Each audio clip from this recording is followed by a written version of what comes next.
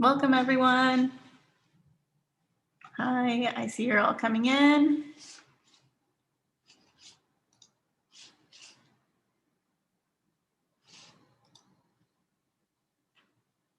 Hi, everyone. Welcome. So exciting to see you coming in. We'll get started in just a minute. We're just going to let everyone come in.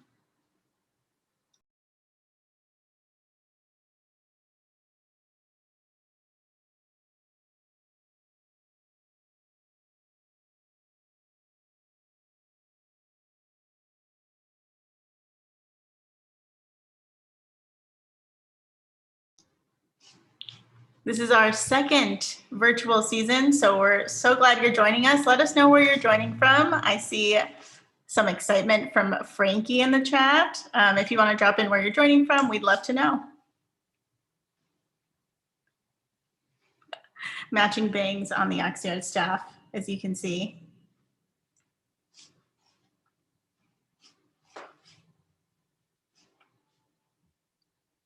Okay, it looks like the join is slowing down, so I think we're ready to get started. Welcome, everyone. Thank you so much for joining us tonight. Today is the opening of our spring exhibition, Care Report, with Carolina Caycedo. And Carolina is going to be speaking tonight. And first, Meldia is going to be introducing her. Thank you, Marcella.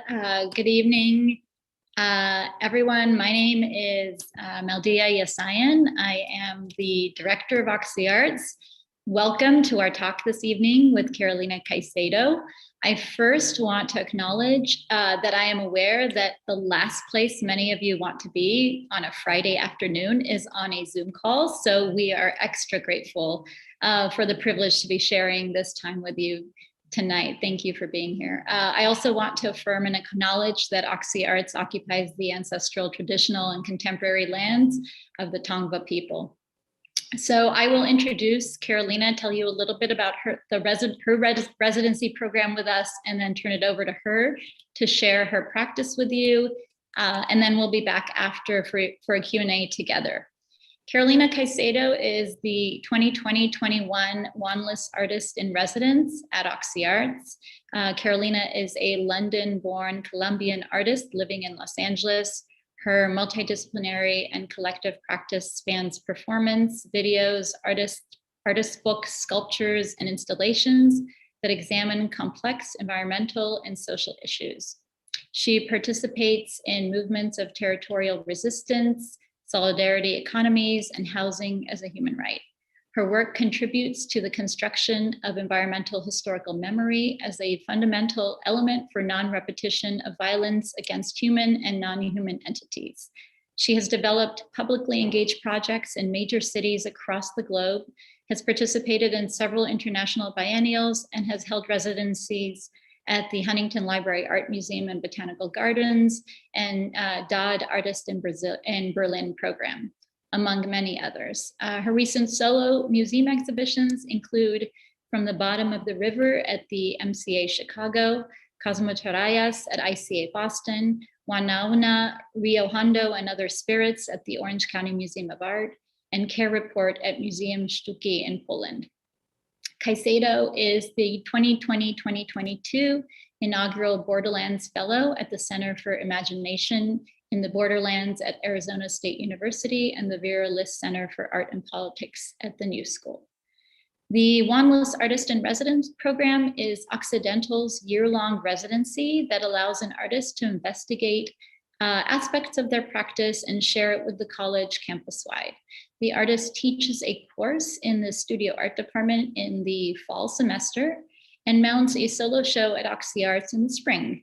The program encourages cross-campus collaboration and thoughtful, sustained interaction between artists, students, and the community. We are grateful for the generous support of the Catherine Kane Wanless Charitable Foundation for making this program possible. In addition to the Wanless Foundation, there was a symphony of efforts that brought the exhibition to life. Maricela Ramirez, Frankie Fleming, and Jagmeet Dami from Oxyarts Chris Warnowski, Paul Chavez, and Kari Swanson for the exhibition design and installation, Ian Byers-Gamber and Margaret Anderson for documentation and communication. And thank you, Carolina, for accepting our invitation to be the Wanless artist at Oxy, for your generosity, energy, and curiosity to learn and grow with our students this year. The exhibition is now open at Oxy Arts. It can be seen through our street-facing windows, particularly in the evening hours when we recommend you visit. It is open through April 4th, and we have a series of events that we invite you to attend. Also, if you are in LA, and even if you're not, we recommend you take a few minutes to watch the video documentation of the show, which will be shared in the chat at the end of the talk. So please enjoy Carolina's talk and drop any questions you have in the Q&A, and we'll be back after to try and answer as many as we can. Thank you. Thanks, Maldia. Thank you, Maricela, and thank you all the team at Oxy Arts for facilitating the exhibition and my residency. I also want to thank Joaquin Guzman and Pablo La Sala from my studio, who helped me also put together the exhibition, and of course Chala Escobar and Claire Lau, students from my class last semester, and who brought to life the mural that makes part of the exhibition. So I'm going to go through some slides, and I just want to make sure that the slide is looking good and I'm being heard okay and I'm looking good. Yeah, just make sure to move forward. Yes, well, I don't see anyone, so I needed someone to respond yes or no. It's looking good. Yes. Okay.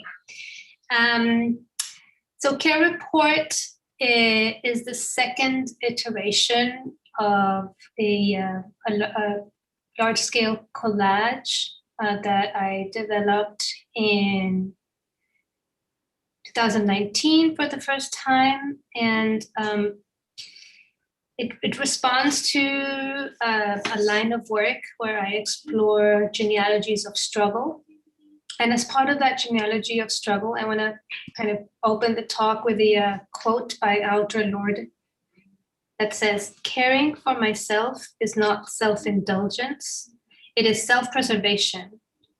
And that is an act of political warfare."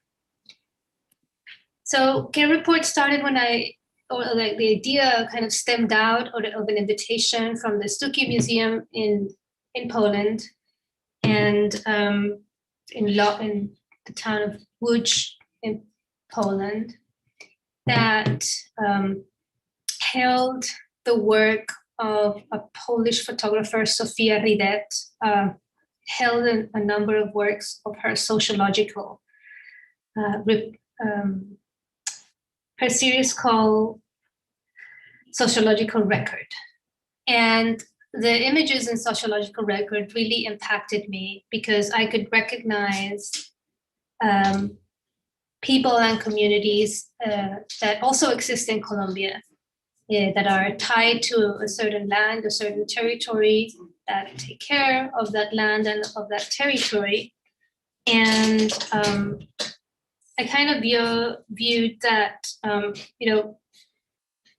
these images kind of held the narrative of care, in the sense that they were portraying different activities, and I was focusing more on those that portrayed women, different activities of taking care of animals, taking care of the family, cooking, tending the house, weaving. And I started to understand that, in these photographs by Ridet, these testimonies to the role and practices and rituals of care for one's immediate surroundings, is a starting point for wider environmental action. So I wanted to look at environmental-led movements across the world that could be in conversation with these Black and white images of Ridet. And the result was this large-scale collage.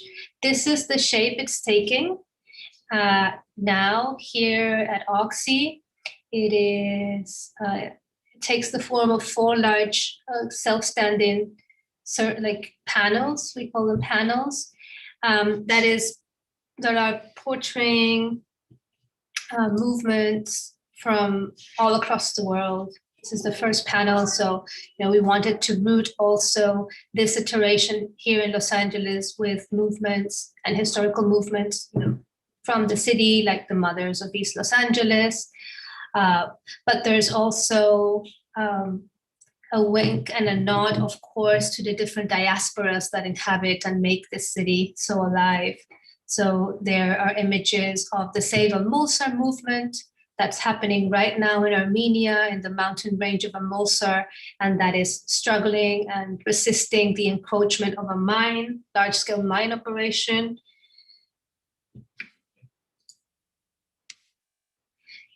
This is the second panel. We have here women from the Bai movement, the indigenous movement of women from the Philippines. You have the Zapatista woman. Here in the lower right corner, you have an image of a street protest led by the youth action group of East Yard Communities for Environmental Justice, which is an environmental justice group based here in Los Angeles with chapters in Long Beach and Vernon. You have here in the top an image of Líderes Campesinas, who are a collectivity of farm worker women operating from the Coachella Valley. And you have images also from youth-led movements worldwide, like Strike for Climate, which happens on Fridays, Save the Narmada People, which is a movement from India, resisting large-scale dams, the Rojava Women Cops. So for me, to put all this kind of more historical images such as this one, the Chipko movement, which are the original tree huggers from India, with more contemporary women-led efforts like this one, which are the River Sisters from Poland, is a way to build a sort of genealogy and to contribute to the construction of this environmental memory. Just pass to the next one. Here you see also a Mulsar Women Environmentals Network. That's a global organization. You see here an image that I like a lot. There's a woman in protest in Brazil from the movement affected by dams with a t-shirt that says, Mulheres, agua, energía, now son mercadorias. Women, water, and energy are not commodities. And actually, we included in the collage an action that we did in the Museum of Art of Sao Paulo, the MASPI, with women activists from the MABI and from other organizations from the city, where we kind of took over that public space of the museum to commemorate actually women on the front lines that have been killed because of their activism. So the panels are kind of designed to become a more scenography or scenario. We will activate this installation the last day of the exhibition, April 4th, with 3 dancer performers with whom I've collaborated before and who will be exploring and like kind of taken from the gestures that appear in the collage. And but there's another component, given that we could not open the gallery and that the experience is all happening from the street, we wanted to add something for the passersby and also ground it and give more context to the groups. So we decided to highlight 7 of the groups. Here, for example, is the East Yard Communities for Environmental Justice are highlighted. And so there's a play of light and sound that happens during opening hours. That is, as Mildia said, best experience while it's dark. And while the light is highlighting the groups in question, there's an audio that can be heard through speakers that are installed outdoors, with the groups themselves explaining about their activism, their process, and the struggles they encounter during what they do. And here is, for example, another highlight that we decided, which is the Amulsar struggle in Armenia. And I wanted to show you here is actually, we did include a couple of images of the sociological record by Sofia Ridet. So this woman with a tool is actually an image by Sofia Ridet. Here, Fuerza de Mujeres Wayuu is highlighted, which is an indigenous female-led organization from northern Colombia who is resisting one of the largest open pit coal mines in the continent. This is Jacqueline Romero, and she will be part of a panel that we are putting together as part of the programming that we have organized. And she has received many, many threats, her daughter, her families. So just to also highlight how a lot of these people who are in the front lines, are in the front lines of struggle, but really put in their life and their bodies, because of the care that they have for their land and their territory. I think it's important also to highlight that, the collage looks to shed light on the relationships that can exist between an individual and a group, the private and the political, the local and the global, and also an invitation to view the body as a territory.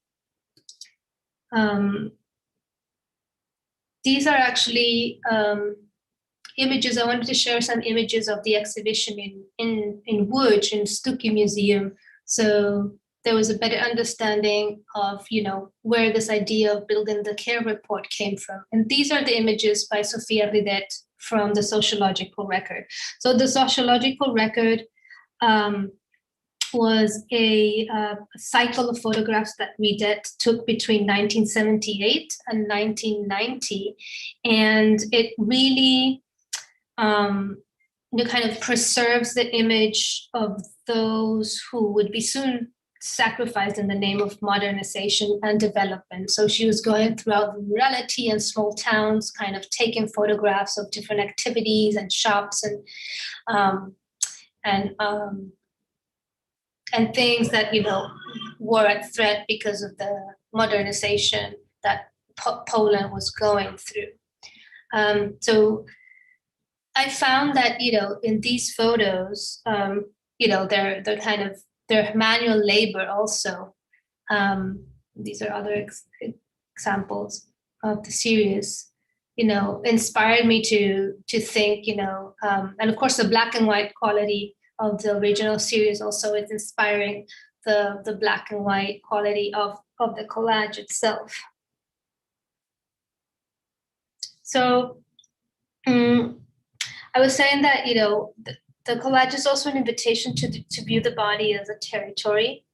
It can report the portraits of women created by Ridet several decades ago are juxtaposed with the images of women environmental activists from various parts of the globe. So here you see also some images of the installation in Łódź, where we were focusing more on Polish groups. But you see here images of Ridet's sociological record juxtaposed with those photographs depicting women in protest across the globe.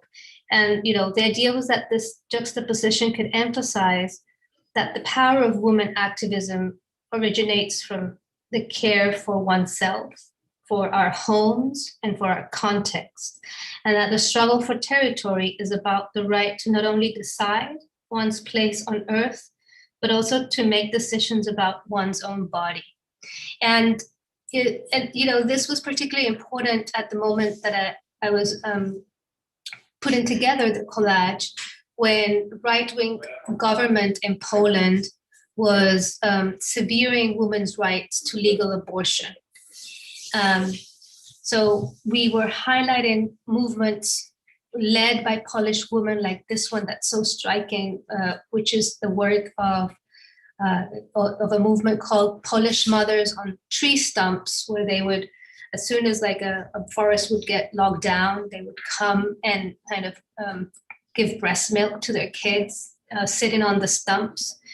But we also included other kind of elements in the exhibition, or in the installation, sorry, which would be those very things that all these women were fighting for: water, soil, land, coal, minerals. But we also included a number of live jarrow plants. And the jarrow is a medicinal plant that grows all over the world. We have also endemic jarrow here in Southern California. And it is a plant with tremendous healing properties, from healing colds to regulating menses for women. So it has an abortive quality. So the Stucki Museum is a public funded museum. So we had to be very careful of how we could kind of handle this message and kind of nod to women leading struggles for abortion rights and reproductive rights in Poland. So the jarrow was definitely something that symbolized this work. And the jarrow, and let me say that I'm just showing this images of this other piece that also is kind of precedes the Care Report mural, but is also another piece that builds this genealogy of femme-led, feminized, and woman-led activism. These are hand-drawn portraits of women activists called My Feminine Lineage of Struggle. Here we have 40 activists from Brazil. Here we have 40 activists from all over the world, across the world. So just wanted to show a couple of, so these are the originals, but this is another way that this piece has been shown, also in this kind of more banner format, just to show you another piece of this series of these genealogies of struggle. And of course, the jarrow also takes a protagonic, or a protagonism, is protagonist in the exhibition at Oxy Arts. It is the subject of this outdoor mural that Chala and Lau painted and brought to life. And it's the first of, I hope, a larger series of what I'm calling plant portraits. So, you know, portraiture is an important aspect of my work. I think the Care Report, in a way, portrays, you know, the action and women in action. The series that I just showed you are portraying, you know, the individual woman in a more kind of traditional way, if you wish. But I like to understand that portraiture is not something that is specific just to the humankind, but that can be applied to depict other non-human entities. And I've actually use portraiture to represent rivers and different bodies of water in a series that are called the Water Portraits. And now this series that I started with this piece at Oxy Arts, which are called the Plant Portraits. Understanding that non-human entities such as plants, rivers, forests, mountains are political subjects with an agency, with the possibility of change in the course of event. The case of jarrow, the possibility of assisting a woman in her reproductive rights. And when we were planning the exhibition at Oxy Arts, Ruth Bader Ginsburg had passed, and the new justice was being confirmed the new justice, proposed by 45 was being confirmed. And suddenly I felt, as a woman living here in the United States, that my reproductive rights were also at stake. And actually, I heard that yesterday, skipping which state actually passed the prohibition of abortion in certain cases. It will come to me, but maybe some of you know and you can add it to the chat. Where was it? South Dakota or South Carolina? I can't remember. Anyways, so, it was important to bring the jarrow again. And that speaks directly to the series of banners that are also in the exhibition and that are part of a wider series called the Banner Series. And these are new, also created for the Oxy Arts exhibition. Of course, the aesthetic of the banner and of the slogan and of the chant and protest is also, of course, part of the collage, of the CARE report collage. And in this case, we have four phrases that reflect on different aspects of the show. Our power to nurture, speaking about, the strength that as women, as femmes, as feminized bodies, we have to nurture, to take care, to bring life, to sustain life, and to defend our communities. Like oceans we rise is actually a phrase taken out of one of the images of the mural. We are our mountains is reflecting upon the struggle of the Amulsur mountain range. We are our mountains is a traditional way that the people from this region refer to or kind of identify themselves, talking about that strong connection that this women have to that territory, that mountains. And the last one, la maternidad será deseada o no será, maternity will be desired or will not be, is a celebration of the recent, I think it was a month ago, legalization of abortion in Argentina, the first country in all Latin America to legalize abortion. And hopefully the wave of that legalization will flood the rest of the Latin American countries.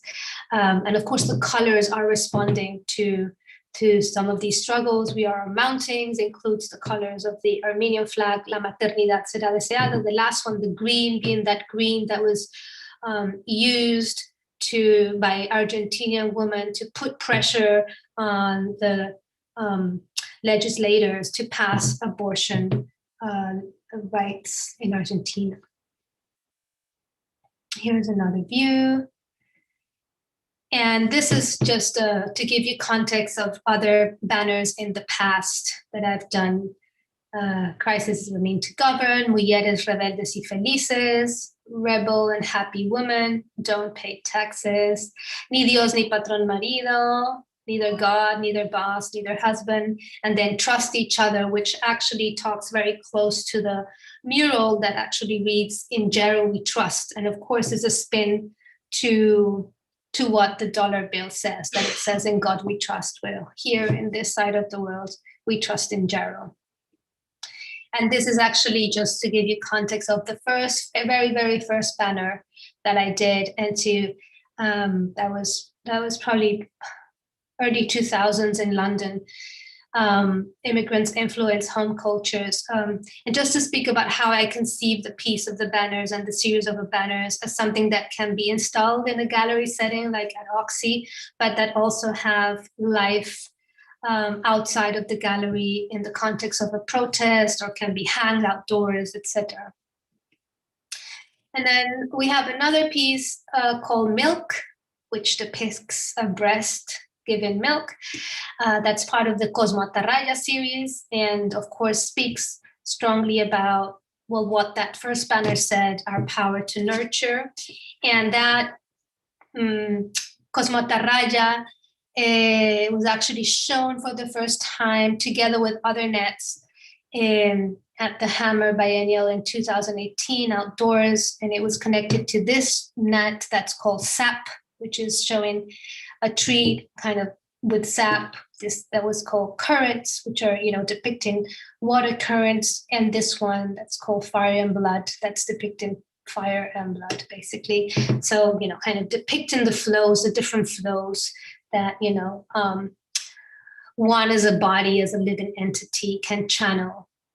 So speaking about flows, I'm going to stop sharing, and I wanted to finish the presentation and open to questions by reading an excerpt of a text that I wrote together with Chilean artist, curator, and thinker and friend Camila Marambio. And so I'm going to read an excerpt of the text that is called Expectant Pacifica, a text in 4 tides by Carolina Caycedo and Camila Marambio. So I'm going to read you the last part of the 2nd tide and then the 3rd and 4th tide. It's going to take me around 8 to 10 minutes, so bear with me. Touches. The sensation started after Corazon pushed the right points with her magic touch. She pressed the feet and the shins. That night, the sensations waved in and out, with their own pace, announcing, promising, preparing the body, the mind, the spirit, the new life.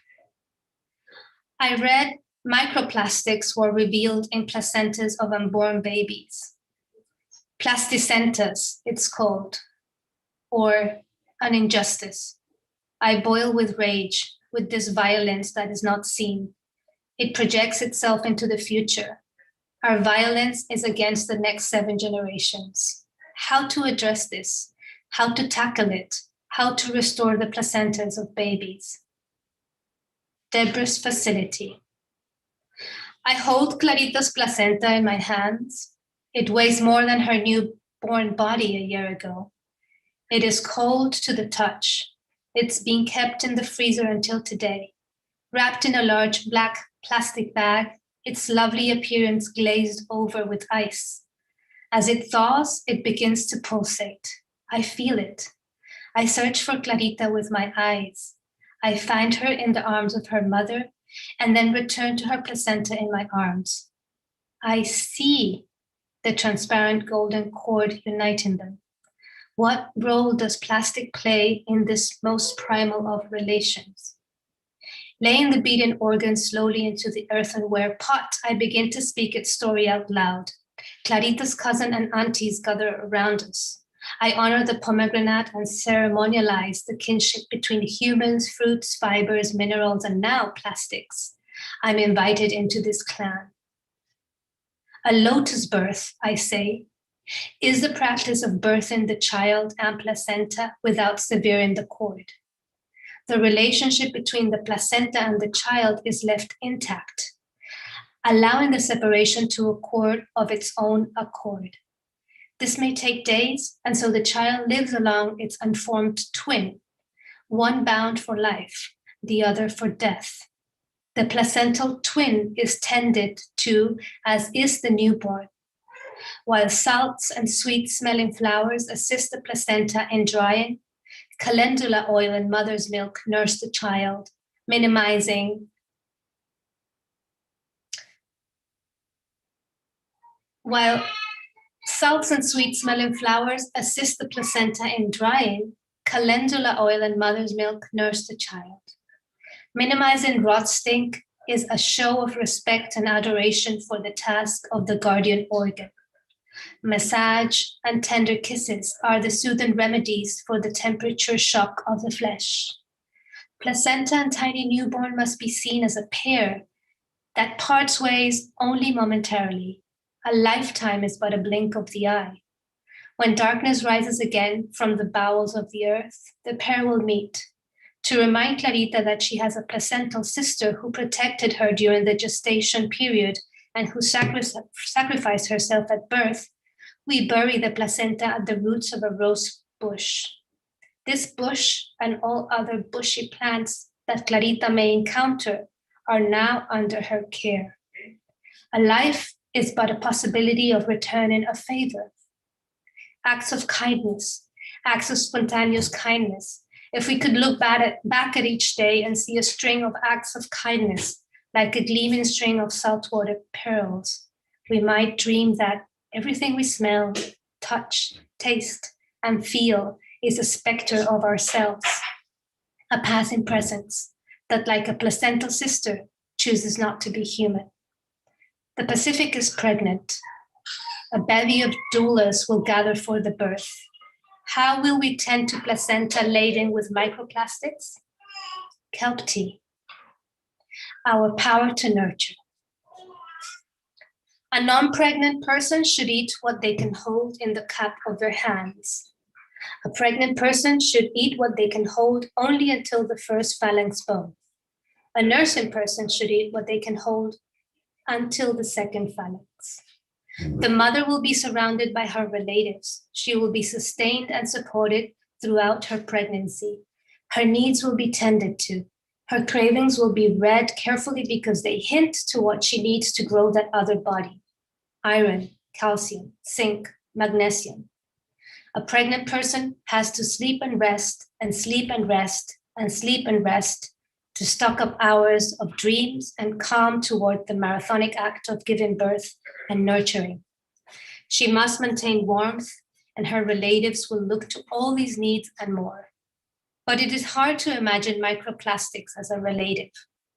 Microplastics are like the unwanted cousin, the tia loca, the creepy uncle, the black sheep that always appears uninvited at family gatherings, first on their own, and then with their cohort of spouse microplastic, baby microplastic, teen microplastic, and even mother-in-law microplastic.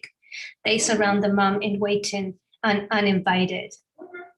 Environmental stress may be the result of climate, remote location, shortage of shelter resources, dangerous conditions from militarized settings, crime, and hazardous political climate.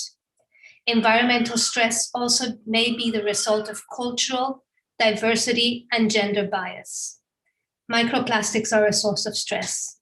To imagine them in my placenta, in the Pacific Ocean's placenta, in her unborn baby, and in all the seas, children's bloodstreams, growing life with plastic worries me and brings me to a halt. Fear immobilizes. I take air, lift my arms to regulate, and I release the stress and shake my dismay. I move to avoid the paralysis. I listen to the rhythm of the Pacific waves and rock myself. I carry her rhythm all the way to my bedroom and listen to it until I fall asleep. I dream that the constant pounding of her body decomposes those little particles. Degrowth. How paradoxical to work on degrowing when giving birth is part of growing. But I mean degrowth in another way, in the sense of quitting the lame everyday decisions that avoid the consequences, those consequences that just disappear down the drain, in the recycling bin, even inside our bodies. Capitalistic magic is to make consequences invisible. Microplastic with macro consequences, the plasticenta, one of them. But even if our placentas have these dreadful microconstructions, we still have our power to nurture. We still sustain life, we still hold our babies, and we hold each other and hold the bodies who are born again, the bodies who die, the bodies who transform, and the bodies who mutate. That is our power, the power of despite of. Despite this collapse, we still carry water, we still carry blood, we still carry milk, we still carry cum, we still carry spit, we still carry tears, we still carry sweat, we still carry urine, we still carry menses, we still carry hormones, and we still have the ability to share them with others, to nurture our relatives with all our spiritual and bodily fluids. We will not let fear stop our flow.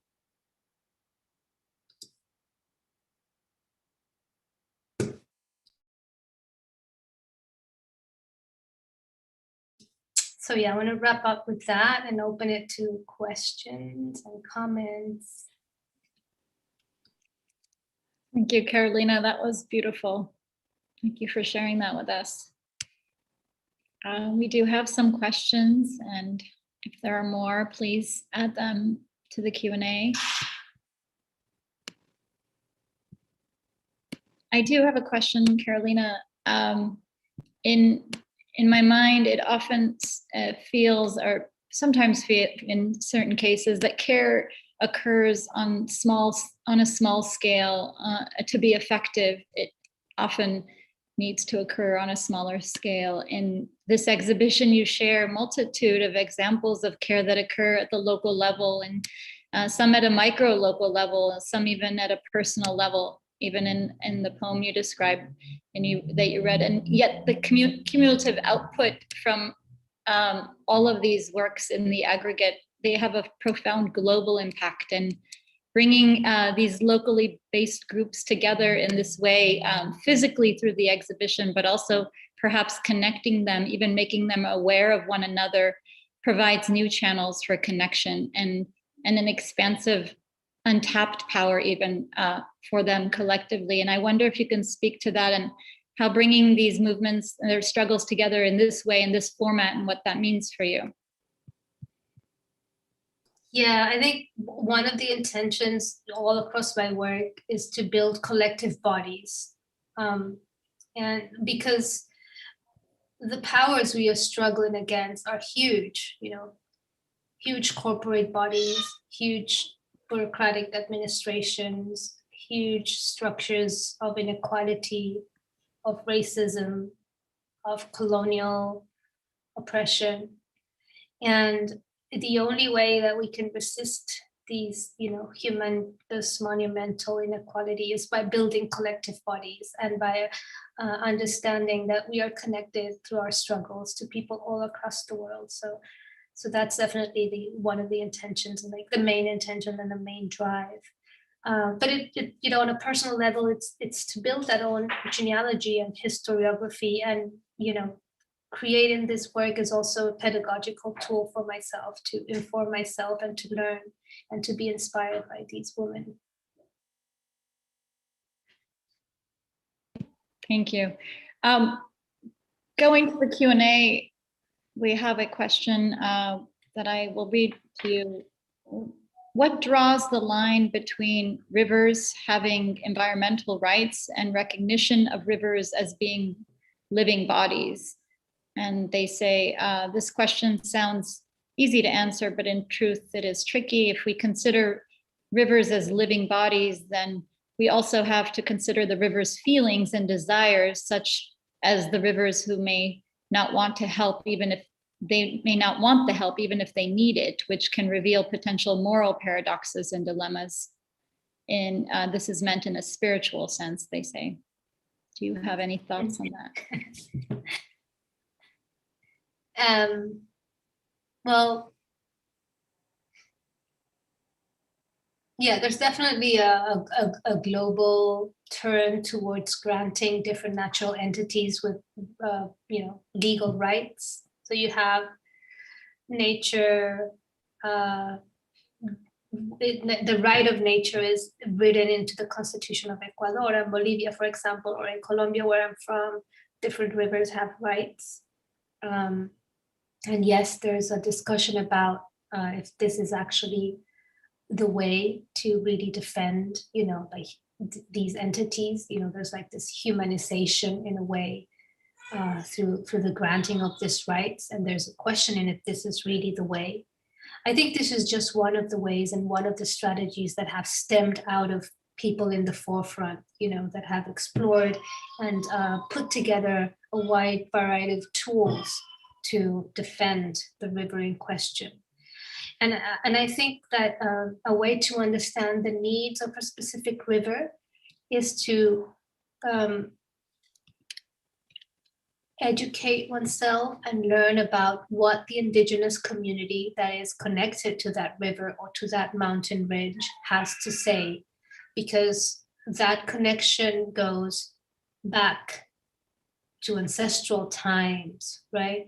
And So I think there is a path to learn about what a specific river needs, or the spiritual desires of that river, by learning about the native culture that is connected to that body of water.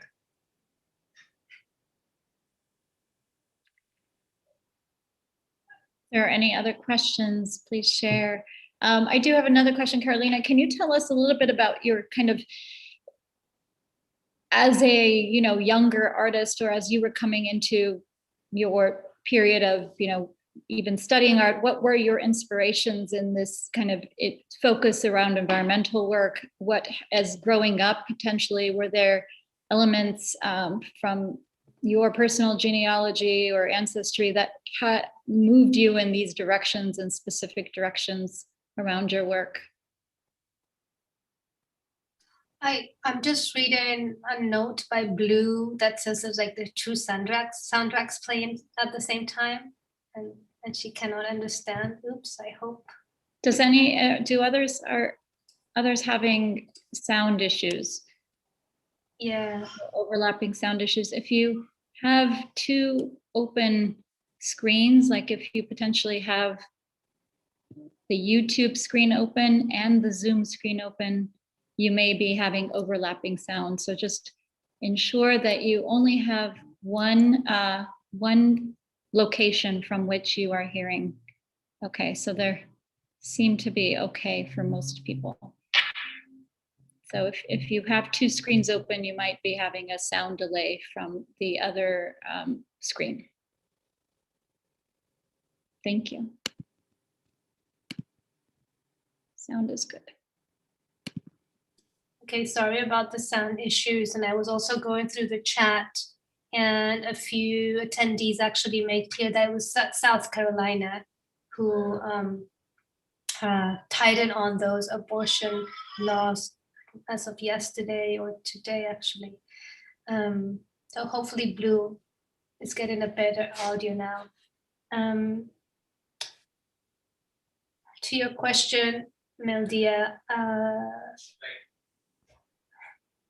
well, I know art has always been a way, like, it has been like a pedagogical tool for me, as I said, no? So, in the creation of a project, of a piece, I enjoy very much to go into research, to, and research, I say in many ways, that entails field work, or the process that I call spiritual field work, that is going into a community or going into a specific place and building relationship and strong ties that over time, get stronger and stronger with different communities or different groups, going through archives and all sorts of also visual data, which is, of course, the care report mural is a result of that accumulation of visual data. That's kind of part of my exercise too.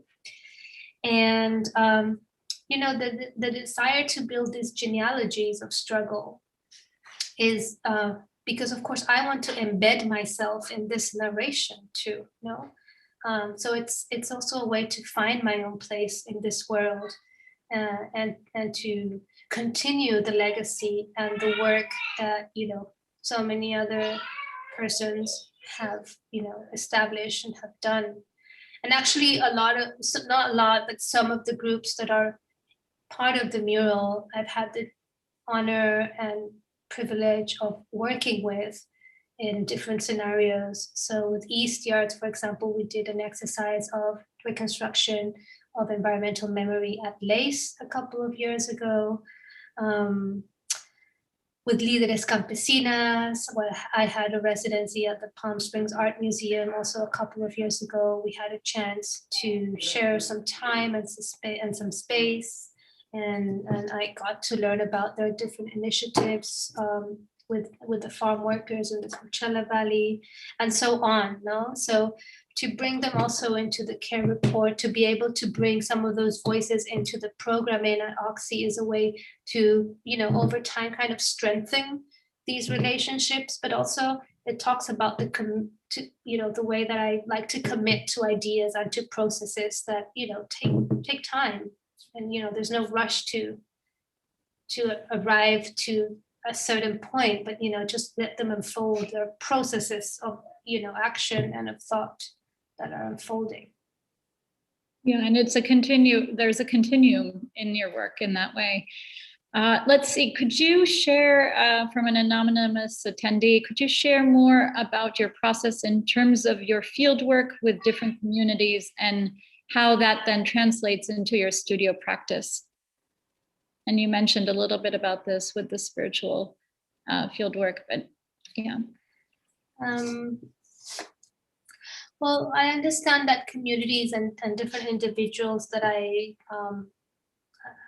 seek to be close to are sources of knowledge, right? So I approach communities and people because I want to learn about them and because I want to support their agendas or help with the tools I have as an artist, highlight and visibilize the work they're doing, that I think it's important.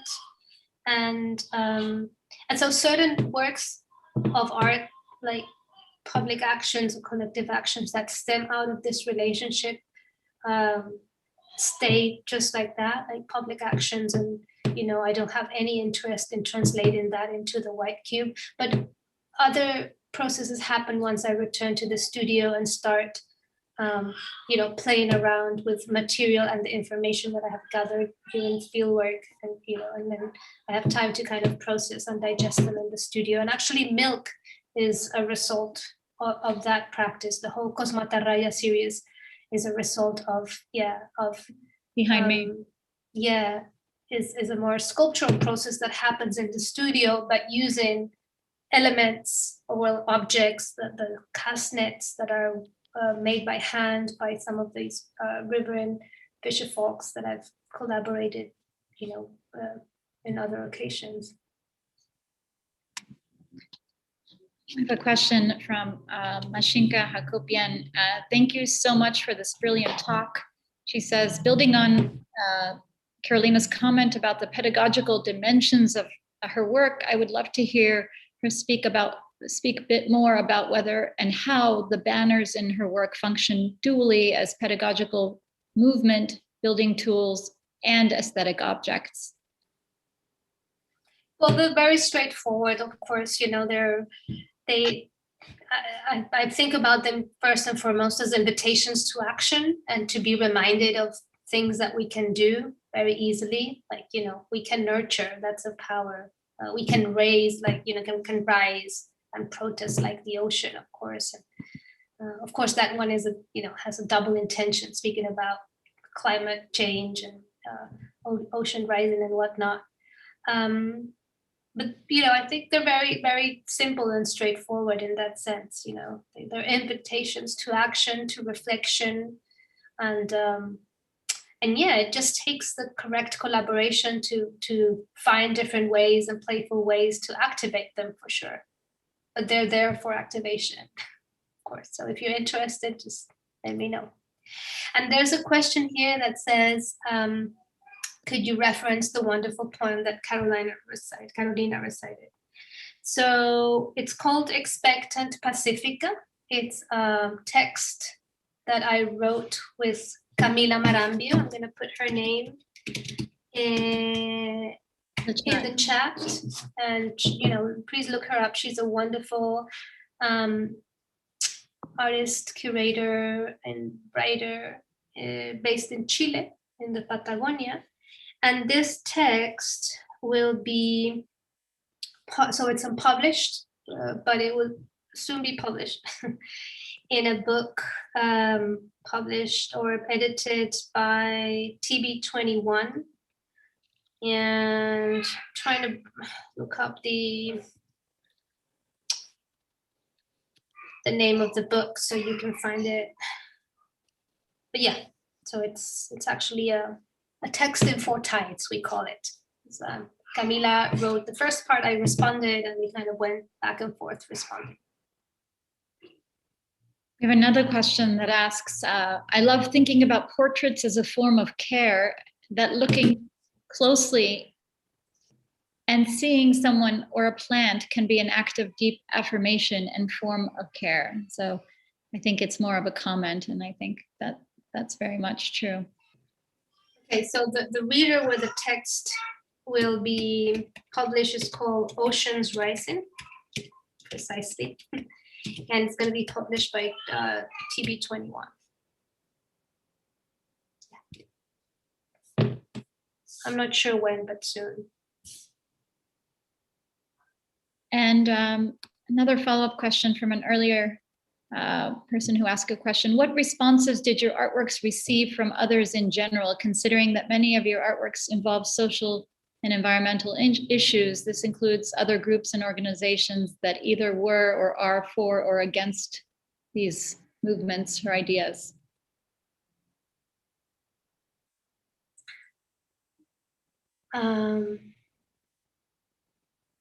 Well, you know, I in the process of making the collage, there's some of the groups I know. So you know, it's a question of asking permission to use the images. Some of the groups that we wanted to include to ground it more here in Southern California and to ground it in what's happening here in the United States, we actually didn't receive permission because they you know, they being portrayed in an institutional setting like OxyArts does not align with their ethics. For example, even I find, you know, what they're doing very inspiring. So that happens too. So not everyone that I wanted to include is included because, you know, they didn't want to be included. But I do want to, you know, mention that one of the groups that I would have loved to include, and I couldn't because I didn't receive the permission, and I understand because they're at the front lines at this very moment, is Stop Line 3, which is an Indigenous women led protest going on right now against this Line 3 pipeline in, oh, I'm blanking out, is in Michigan? No. Minnesota. So please, you know, if you have a chance to inform yourself, to ask the administration to stop the construction of Line 3 and to support with all kinds of resources, economic, you know, through social platforms, replicating their stories, please go and do it, because for me, it's the most important protest going on right now in the United States, and it demands our attention, and it's very urgent because it's going to pass under the Mississippi River. We have a question from Gloria Orozco. They say, I'm a Colombian and I'm teaching in Oxy a class about the Amazon jungle, and we are reading The Vortex, La Voragine, La Voragine, and we relate to a lot of what your art and your talk is about. Have you worked with women from the Amazon basin? And if so, what are their biggest challenges right now? And thank you for all of this.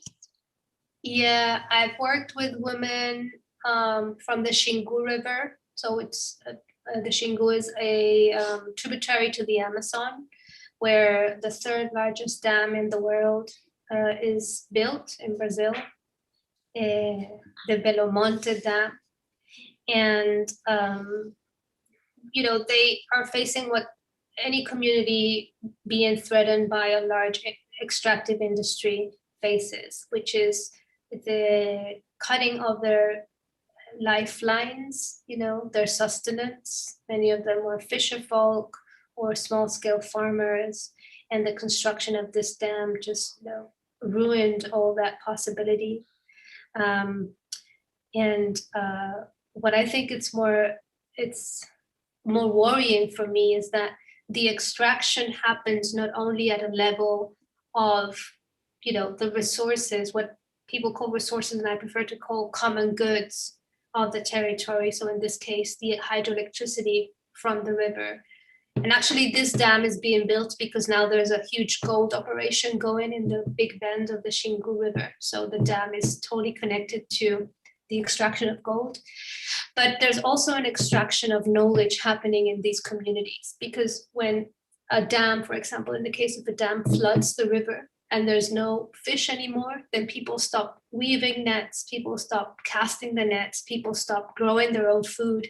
And that knowledge, that embodied knowledge that supposes to weave, to cast the net, there's no space for that anymore. So extractivism, and that's for me the major concern, and that's something I explore in other works, is that it happens not only at a level of the land and the rivers and the mountains, but it also happens at the body level of the communities who face these threats. Absolutely, yeah. I think we have time for maybe a few more questions from Amy Lyford, professor of art history at the college. I'm curious, she says, about the plant portraits and how you think about the one you painted on the wall as a mural versus another format, perhaps a drawing, smaller paintings and prints. How do you think about the question of visibility of the specific mural at Oxy Arts and its, quote, life going forward? I actually want to do a series of smaller drawings inspired by this one. So a little bit more in the line of the kind of pen drawings that you saw of the woman. So I want to do, that's kind of the next step for the plant portraits, but very colorful. I like that I can bring the color of these herbs and these medicines through the drawing. So I'm planning to do a series of smaller ones. But then I think that these smaller ones will become sketches of sorts for then a series of murals. Like this is the first mural I do, actually. I've participated of processes of muralism in different places, but this was the kind of first mural that I've made as part of my work. And I'm very excited about it. And I'm very excited that every time I go to Oxy during these weeks that we were installing, there's always someone looking at it, taking a photo. There was even some criticism about it in the Instagram, which I kind of liked.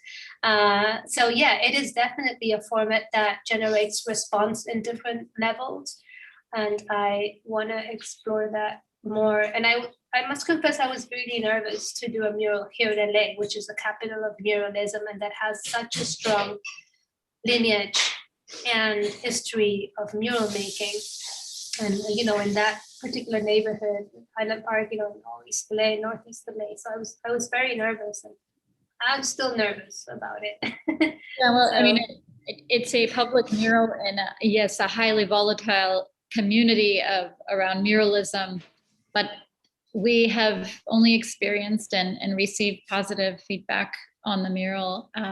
But when we spoke about the mural, Carolina, you know, I suggested, how about a mural in this wall? And in my mind, it was a temporary mural, as temporary as it can be, context of the exhibition. So it is a piece in the exhibition. It's an extension of the exhibition outdoors. And I remember you said, what is it temporary? Can it stay? And I said, we'll see. I want it to stay, but so much of that is in response to how you know, it's an organic process, and I'd love for it to stay, but we can see and revisit that soon, depending on how it's received too, because it's so much about the community. There's a question like, what was the criticism? It was an anonymous account commenting on the Instagram post that said, oh, Highland Park needs real graffiti in the neighborhood and not this gentrifying lady parts mural, whatnot. That's... well, Amy Lyford is very happy you created a mural. Me too, I'm very happy. And I'm very happy actually that it was 2 students that brought it to life, and that kind of, you know, in a beautiful way, actually, in an excellent way. I couldn't have had more luck to bring this to students, and that, you know, we could share the resources of the One Less residency further more than just giving the class, but actually involve the students in this way. Thank you. And thank you for really having such a collaborative and generous nature around your work and involving the students and the community and all of us here at Oxy Arts in the process. So I think that that is all the time we have for questions this evening. We are so thankful for all of you for being with us. Thank you, Carolina, for taking the time to speak with us. And we have some great events coming up this season as part of the exhibition. Please check our website and join us again. And as Carolina mentioned, on April 4th, for the closing of the exhibition, there will be a live performance in the exhibition space, and you can see it from the windows outdoors. So please come and see the exhibition. It's open now, and you can walk by anytime. The evenings are best. It'll be open through April 4th, and we look forward to seeing you. Thank you for joining us tonight. Yeah, and just a reminder that for those that had audio problems, if I'm not wrong, the video of the presentation will be on YouTube, right? And linked to the show, so you have an opportunity to go back and hear again what was messy during the presentation. Yes, and there's a beautiful video documentation that has been produced for the show that Carolina narrates the entire show, and more information on her practice. So if you haven't seen that, I urge you to take a look. I think it'll be emailed to you after we are done tonight. Thank you.